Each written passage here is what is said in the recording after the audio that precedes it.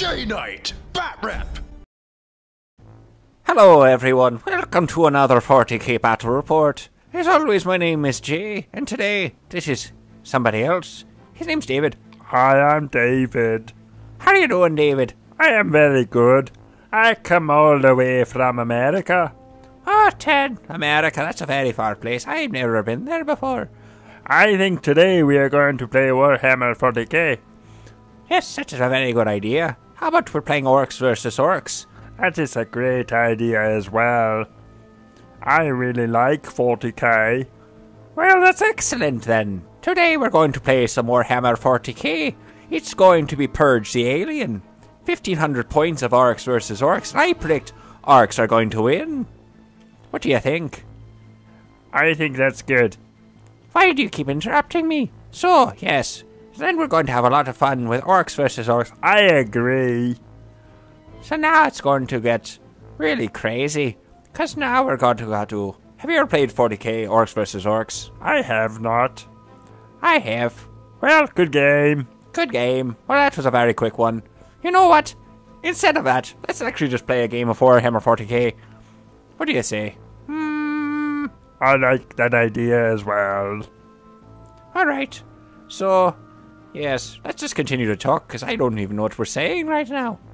Have you noticed that our lips are not moving at the same time as our voice? I have noticed that. Leave a comment in the comment section down below if you notice why. I don't know why, but the audio seems to be gone in this track, so this is how we have to sound. I agree. So, without further ado, we'll get to our armies and the deployment. Great idea, Johnny. My name is Jay. Why would you call me Johnny? It's a J-Knight battle report, you know. Yes. So, sorry about that. For some reason, the audio seems to be out of sync for this particular video. Actually, I'll explain more later. But so the armies. So, my 1500 points of Orks is led by 2 big mechs. The one with the hole in this base is going to be my Warlord. For my Warlord trait, I rolled that my outflanking units can get acute senses, so that really doesn't help me too much. So, as I said, 2 big mechs with custom force fields. They both have power claws, cyborg bodies, heavy armor. Basically, I've just loaded them to death. And behind them are 2 Def Dreads. Now, these guys count as troops for the Force Organization chart, and they both have an extra close combat weapon and a Scorcha. I have 3 squads of 3 Killicans, 1 with Grotzukas, 1 with rockets, 1 with custom Mega Blastas. Just because those are what comes in the box. I also have 3 giant squads of boys. Now, all my boys are going to count as Shoota boys. I just separate the squads so that you can tell the difference in such large game. Each squad has a Power Claw knob with a boss pole and 3 big Shootas in it. And as I said, the rest of them are Shootas. And then I have 2 squads of Ludas in the back. And they're each squad's, I believe, about 15 individuals. Maybe 1 squad of 14, 1 squad of 15. They're there just to provide some extra DACA. So as I said, there are the Ludas, and there's the other squad of Ludas. Once again, separated by color, so you can tell the difference in this large game. And that is my 1500 points of Orks.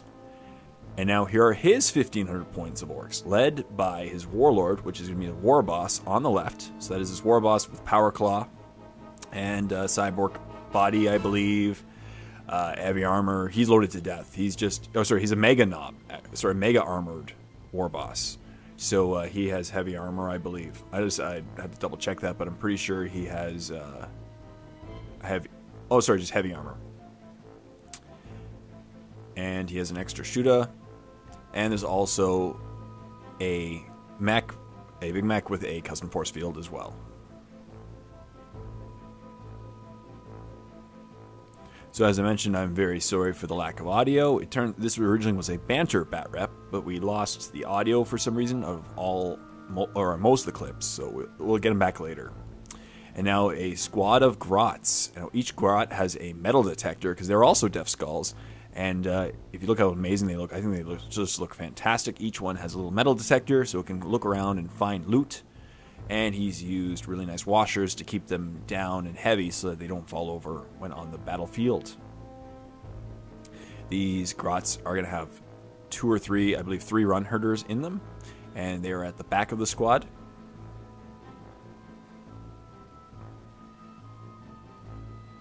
Up next, we have a squad of boys. As you said, check out the amazing backpacks of the Ludas. Each squad of boys has 3 rockets, which you can see there, and a knob with power claw and boss pole. There's the next squad of boys. This squad has big shootas instead of the rockets, and also a knob with boss pole power claw.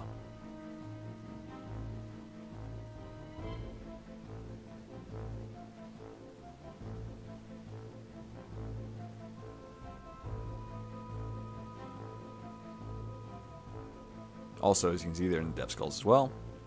And another squad of boys. Once again, that war boss is actually standing in for a knob, so it's just a normal knob with boss pole power claw as well. And in the back, you'll see 12 Ard boys. Now they're going to be their own little unit, and he's going to basically try to use them as just a cleanup unit to kill whatever the other squads of boys can't kill. As you can see, we both tried to bring as many bodies as we can, and he even brought more and more bodies than I did, so it was really fun to play this game, which you will soon see. And in the back, we have 3 war buggies, I believe they were proxied as, and each of them has twin-linked rockets. And he used the parts from the choppas and the Death Choppas, sorry, and just took the rockets and put them on war tracks, which is pretty cool. Up next, we have a squad of Ludas. 12 Ludas, so it's a little bit smaller than my squads, but they'll still pump out a lot of firepower. And here's my favorite model of his, Morkatron. And it is his looted wagon, and it's pretty awesome. It has a boom gun, and I believe the closed armor, so it can't be a transport. But it's pretty cool. I love the way it looks, and it's going to be a lot of fun on the tabletop. Morkatron. Gotta love the name. Up next, we have 3 squads of the big guns. The artillery that Orks have access to. I'm really happy that he brought these. We have 3 Labas and 3 Zap guns. The Labas are awesome because they drop high plates of doom, and the Zap guns have a random strength of 2d6. So they could potentially do a lot of damage to my cans and my Death Dread if he rolls high enough. And each one has, I believe, a knob attached to them with a big choppa. And that's it. That's his 1,500 points of Orky awesomeness. So as you can see, there's going to be a lot of bodies on the table, a huge body count, and a lot of fun in this game. As I mentioned, we're playing Purge the Alien, so we roll off to see who goes first. And I won. And I decided to go first to potentially get first blood. And we didn't show the roll, but we did roll, and night fighting was on turn 1. So here's what the battlefield looked like after deployment. As you can see, we rolled for Hammer and Anvil, and I decided to be nice, and I went on the smaller area just because he was the guest, and I decided to be, as I said, nice guy. We both lined up our giant amounts of boys on the table. He put his war boss in reserve because he had a war boss trait allows them to outflank him and his squad, so he decided to outflank the war boss attached to a squad. And yeah, I decided to keep all my guys on the table at the beginning and line them all up, as you can see. So they all have to go across that bridge, which is going to be definitely a little bit annoying to try to get all my cans and my Death Dread across that bridge. But it will provide some nice cover. We decided to play pretty much everything was ruins, because since everything does look like ruins, so pretty much everything's a 4+ cover save. Turn 1, everything will be either a 2+ or a 3+ cover save, since it is night fighting. And he decided he did not want to seize the initiative, so it is Jay's Orks, turn 1. So I begin by, of course, moving up my Death Dreads, since I got to keep my cans and my Death Dreads moving forward. They have close combat weapons and scorches. They really want to get up and fry those Orks. And then, of course, I move up my squad that has the Big Mech, the first Big Mech squad. This is the non-war boss Big Mech squad. And I just move them up right behind just to give everyone a mobile 5+ cover save from the custom force field. And then I moved up the last squad of Killicans right behind. For my squad of boys, I did have to roll through difficult terrain. So I did have to bring my mech backwards. I remembered after moving him that they actually had to move through difficult terrain because part of the squad was in terrain at the moment. And then I moved up the other members of the squad.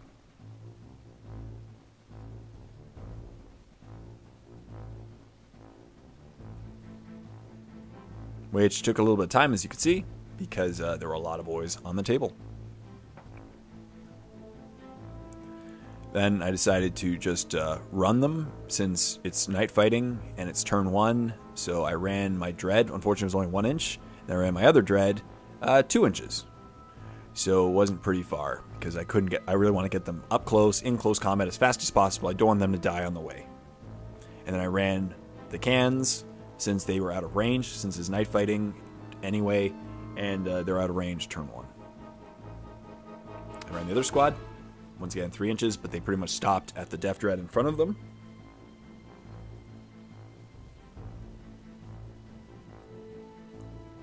And then I ran the other cans. Basically my goal is just turn 1, move up, get as close as possible. Now it's David's Orks, turn 1 as well. And he begins by also moving up. He decided to keep his guys out of the ruins, try to get them up the battlefield as fast as possible, in as many cases as possible. So for this squad of boys, he's just trying to keep them out of the cover so that he can just move them quickly across the battlefield. Here's his other squad of boys. They have to move through terrain, and of course he rolls double 1s, so they're not going to be going anywhere anytime soon. He moves them each just up a little bit, 1 inch each.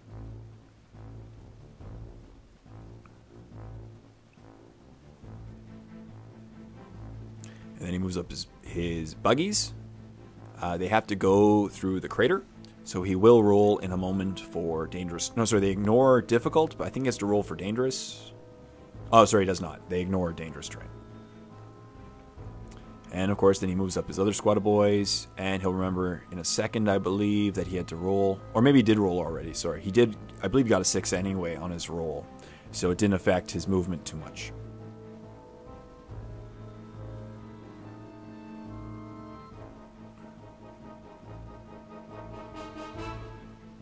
Oh, there you go. Sorry, he rolled. It was a 5 that he rolled on the previous one. And then, sorry, he rolled a 5 for these guys as well. And so we got to move up his grots as well, 5 inches up through the terrain. Once again, this is turn 1 and there's night fighting, so everyone's getting a really large cover save. So it's pretty good to just move up and get as close as possible for close combat. Obviously, Gretchen want to shoot, but the range of their guns is only 12 inches.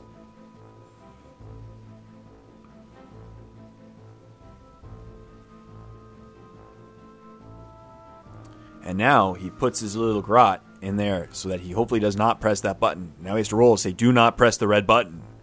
Do not press that. And so he rolls, and his grot behaves, and he does not press that. So he's okay for this turn. He then decides to shoot his boom gun, the big gun, at the front Death Dread, but misses by a huge scatter. He then tries to shoot his zap guns at the same Death Dread, and rolls to see the strength of the gun, but it was too low. Oh, sorry. First, he decides to actually shoot the rockets from those 3 guys at the Death Dread. So he rolls, needs 5s to hit. Luckily, they're twinling because he misses on all 3. So re-rolls the 3 dice.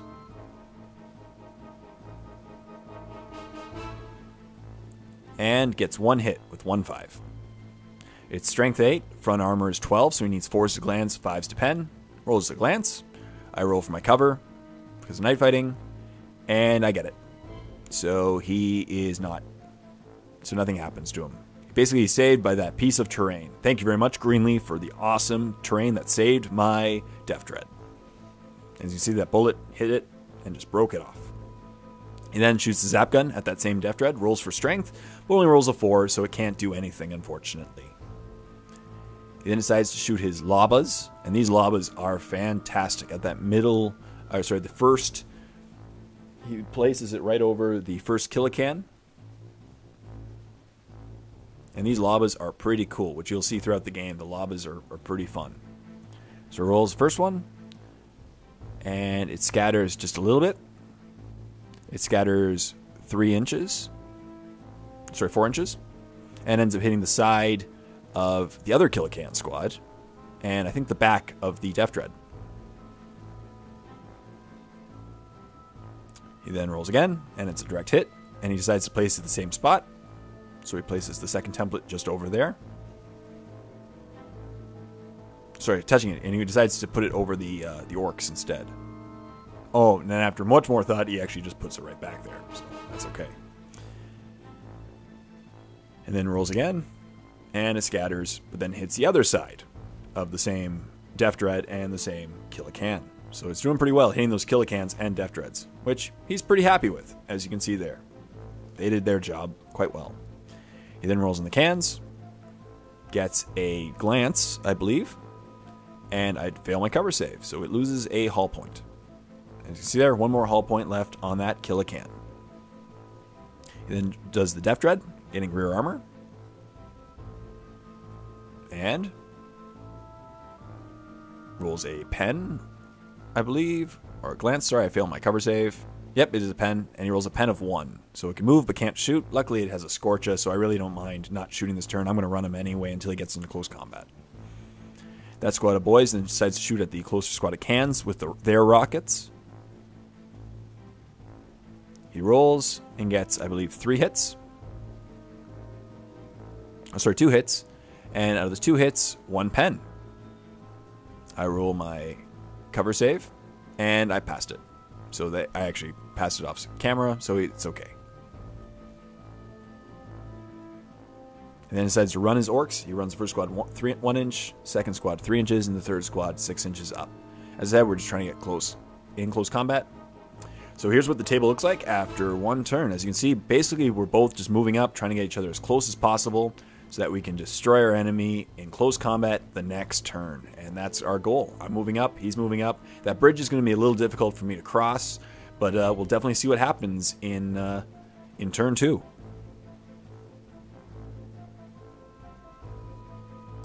So, thank you very much for watching this part of this battle report. And when you're ready, click on the link below to go to the next part of this awesome Ork vs. Ork Warhammer 40k battle report.